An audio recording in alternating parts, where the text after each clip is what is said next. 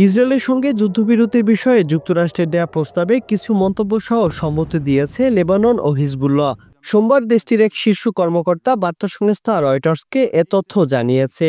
একে যুদ্ধবন্ধের সবচেয়ে গুরুতর প্রচেষ্টা বলেও মন্তব্য করেন তিনি। An unraveling of the prospects for a sustainable resolution to this conflict.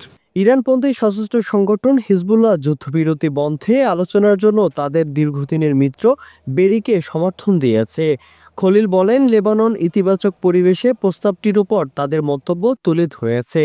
তবে এই বিষয়ে বিস্তারিত জানাতে অস্বীকৃতি জানান তিনি। তিনি বলেন, আমাদের দেওয়া সব মন্তব্যে জাতিসংঘের রেজলিউশন 1701-এর সুনির্দিষ্ট ধারাগুলো মেনে চলার প্রতি জোর দেওয়া হয়েছে। খলিল মূলত 2006 সালে হিজবুল্লাহ ও ইসরায়েলের মধ্যে যুদ্ধবন্ধে পাশ হওয়া জাতিসংঘের নিরাপত্তা পরিষদের রেজলিউশন 1701-এর কথা উল্লেখ করেছেন। It is not legitimate, nor it is moral, to ignore the indisputable fact that UNRWA Gaza has become a front for Hamas.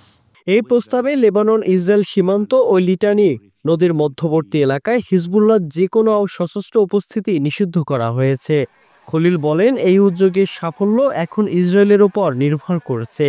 যদি ইসরায়েল সমাধান না চায় তাহলে তারা 100টি সমস্যা সৃষ্টি করতে পারে।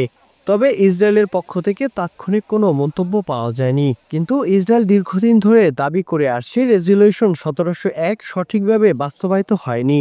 এই যুক্তি তুলে ধরতে তারা সীমান্তের কাছে হিজবুল্লাহ যোদ্ধা ও অস্ত্রের উপস্থিতির কথা বলে আসছে।